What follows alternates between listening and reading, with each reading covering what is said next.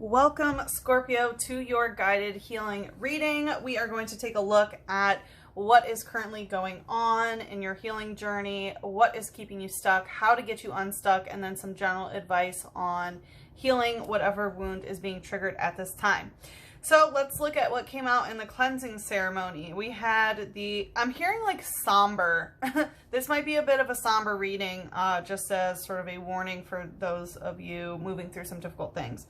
We have the Nine of Cups, Five of Cups, Page of Swords, Judgment in reverse, Ace of Cups, Four of Wands, and with the Lovers in reverse. So a lot going on here that's being cleansed. With the Nine of Cups, it seems like there was some sort of situation where you were taken by delusion or illusion here, but you are starting to recognize that someone with the Five of Cups, someone made a poor decision. They went against love, basically, is what this Five of Cups specifically is. There's some sort of betrayal of love in some sort of way. With the Page of Swords, it feels like it was this person. Page of Swords can be someone who is a come and go type when it comes to communication. Page of Swords can come in very quickly and leave just as quickly. This Page of Swords specifically is a lunatic. They are a werewolf. So they basically were not what they appeared to be, and they change like the moon. I'm hearing this song. I think it's called by Feist. It's called My Moon, My Man.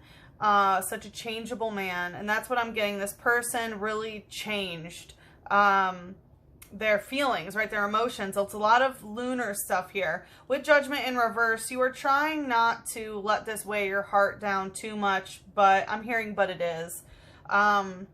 And Judgment can, whenever Judgment comes out in reverse, it's an energy of there's a decision that needs to be made, but you haven't made it yet. So you may still be sort of weighing out maybe how you feel about the situation, but a judgment call has not been made to lessen the burden of your heart, because this Judgment card specifically is when you pass away, your heart is weighed against a feather, and if there are too many burdens on your heart to where it's not as light as a feather, then you get reincarnated back to earth instead of being able to ascend to the next dimension or the next whatever it is. So that is telling me that this is burdening your heart. With the Ace of Cups, again, there's a lot of like love energy is what I'm feeling here. And Ace of Cups represents, you know, lovers in two different dimensions, basically. He's here trying to connect with his loved one, but she is merely a spirit. So there is some sort of disconnect. You may be in love with the ghost of your past almost. But it's still like you're trying to relive the past in the present by holding on to such memories.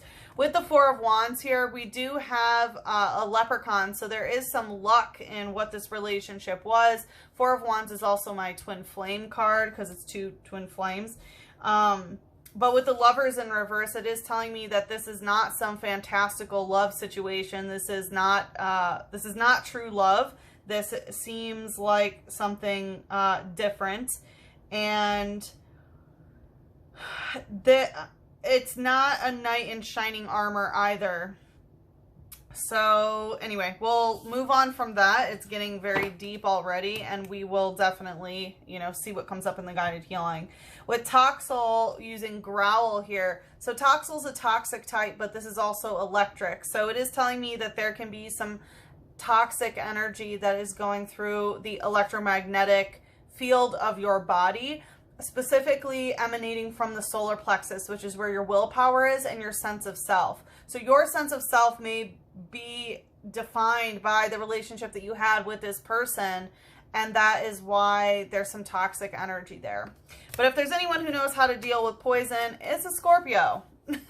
You know, that's really what, you know, being a Scorpio is all about, is learning how to manage, deal with, and transmute poison. So, Scorpio, I hope you're doing well, despite, you know, healing through some pretty difficult things, somber things is what I'm hearing. But I hope everything else is going well. So, like I said, we're going to check at what is going on currently in your healing journey, what's keeping you stuck, how to get you unstuck, and then some general advice. So let's see what's going on here, Scorpio. Current energy, temperance. So you are trying to temper your spirit. So you're trying not to go to extremes, which Scorpio is also the sign of extremes because Pluto, your ruling planet, is the planet of extremes. So you're trying not to go too hot, trying not to go too cold. You're trying to take sort of the middle way approach. And again, you are tempering your spirit. And temperance, usually there's an angel and it's like one hot cup and one cold cup, and they're alchemizing it. So it does seem like in terms of this poison that has been in your emotional body, well, specifically it seems like the poison's in your solar plexus. You are trying to temper your spirit to get out of that situation. The interesting thing about this temperance card specifically is these are shape-shifting spirits. So they are swan spirits that are known to take the shape of seductive women that try to seduce men, and they do it like for fun. And they are also known to get trapped. Some men like trap them because of their, you know, what they can transform into and things like that. So there definitely can be this energy that you've moved through of understanding how you've been deceived, or maybe some sort of, you know, deception that you had played out and then you got stuck in someone else's trap based on some sort of seductive mechanism. And hey, you know, who isn't seduced by Scorpio though? All right, let's see what's the light energy here. Coming out stuck, we have Hippowdon, using hammer in and sand press. So hammer in is like, it's hammering in the concepts that I just talked about, which again is this deception and trapped type of energy, specifically within this temperance card. Sand press, so this is a fighting type and it's coming out stuck. So there can be a lot of fighting energy that is, you know, stuck there. And with sand press, like anytime sand comes out, it gives me this energy of like a lot of moving pieces. And sand attacks usually lower the accuracy of things. So there can be this aspect of like not being able to see things clearly, right? Clearly there's shape-shifting energy. We saw in the beginning with the Nine of Cups, there was a certain aspect of deception, illusion or delusion going on. But it does look like, and even the the Knight of Swords was a very, right, it's like they didn't come off the way that they truly were as that werewolf. So let's see. It says, when roused to violence by its rage, it spews out quantities of sand it has swallowed and whips up a sandstorm. And it's called the heavyweight Pokemon. So this is definitely, you know, it's a heavy weight that you are dealing with. It's talking about how its rage can put it in violent fits. And again, you're working on your temper so that you don't go into these you know, violent fits, whether you're fighting with yourself or fighting with someone else. You are really tempering your spirit so that it is not destructive and that you're not creating sandstorms. Let's see what's the shadow here. Going right to temperance, we have Clefairy using Pound. Yeah, Clefairy is the moon worshipping Pokemon. So again, there is this aspect of a lot of lunar stuff here.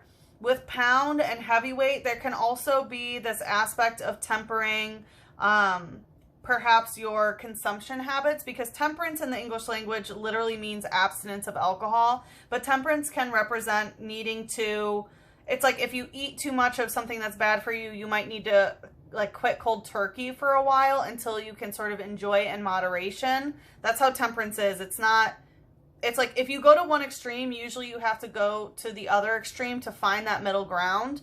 But it feels like you're trying to take the middle ground in general. But there can be some like lunar matrix stuff coming up in the shadow, a lot of emotional stuff since Clefairy worships the moon. It says, it is said that happiness will come to those who see a gathering of Clefairy dancing under a full moon. So full moons are all about releasing energy, which is, you know, letting go of emotional pain, letting go of emotional attachment. So it seems like in your third eye, in your mental space, you are very aware that happiness will come when you're able to let this go. So that's a good place to be. It seems like even though you're moving through some really heavy stuff, you still have quite an optimistic, like a realistic optimistic view, right? It's like you're not being optimistic to the point of being delusional of like, oh yeah, I'm so happy, when you're hurting inside. It feels like you're like, no, I am hurting inside. I'm working on this like rage that I feel about the situation, and I know happiness will come when I'm able to let this go. So that's a really good place to be, I think. I think it's very mature. And also, I will say I'm recording this on the 31st of July, and tomorrow, August 1st, we have the first full moon of August. So we have a blue moon in the month. So we have one on the 1st and one on the 30th. And so the one on the 1st will be in the constellation Capricornus. So if you're interested in finding a little bit more about that, check out my podcast, The True Sky Crew, where we do astrological analysis with the true sky. But okay, anyway, let's see. What's keeping you stuck here, Scorpio? Well, there's that Page of Swords. So it was the Page, sorry, not the Knights, but it's still this very similar type of information. So what's keeping you stuck is this Page of Swords, this lunatic that you've dealt with. I'm really feeling a lot of love that you had for this person because, again, they're not what you thought they were. It's like you may fall in love with someone and then, you know, later you find out that they're actually a werewolf, and it's like, but I still love you. And they're like, but you don't even know who I truly am. And the person that you fell in love with was like only part of me and the fake me that I was showing, sort of thing. So I feel it's very complex, and a lot of what's keeping you stuck is sort of what you think they think, and just even like thinking about them is a lot. So let's see what else wants to come out. We have the Queen of Wands coming out stuck and the Two of Pentacles coming out stuck. So again, this person, you're stuck on them. With the Queen of Wands coming out stuck, there could be some magic that was done that may be sort of sticking you to them. I would be careful if you are accidentally doing any sort of love magic towards this person. It's possible that that someone else has sort of, because the Two of Pentacles coming out stuck, it feels like physically you are bound. I don't want to say bound because you're not, right? You can sever this tie any way that you want, but there is something in physical matter that is keeping you connected to this person. It feels like enchanted objects almost. It's almost as if like you were to have one coin and they had another coin, sort of thing. It kind of feels like that. All right, let's see what's the, okay. The light energy is soul rock using solar heat. So solar energy is light energy. So in the light is the sun. So even though it's like, again, right, it's like they're a werewolf and they turn into a werewolf on the full moons, right? Which, you know, when you release it, you'll find happiness.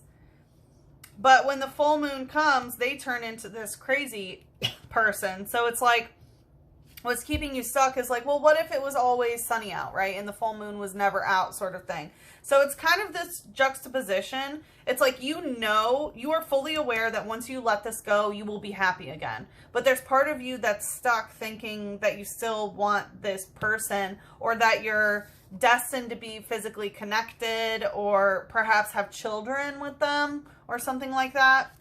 Again, another fighting type. So it is fighting energy, and these are also associated with the sacral chakra, which is, you know, your emotional connections and sensual connections to others. So it could be that you need to, well, we'll get there. But I feel like if you have had cheeky with this person, there could be an energetic like cord based on physical interactions in that way. But anyway, let's continue. It says solar energy is the source of its power, so it is strong during the daytime. When it spins, its body shines. So again, it's talking about solar energy being the source of its power, so it's strong in the daytime. So again, there's this aspect of like, oh, well, what if, you know, everything could just be bright and sunny? You know, it's like you're thinking of this person only in the light, not what happens, you know, when it's dark out, basically. So it's kind of like you're trying to ignore who they are when the sun's not there. Let's see, what's the shadow here? Going right to the shadow is Duosion using Cell Spear. So again, there is this aspect of like cellular thing. I don't know if you have a child with this person or you think that you want to have a child or something like that. But it is coming out in the third eye, and it is the mitosis Pokemon, which is cell replication. And that's exactly kind of what I was getting from the Two of Pentacles. It's like you have one and they have one. So something was split. But again, this is what's keeping you stuck. So it may be this, you know, mental,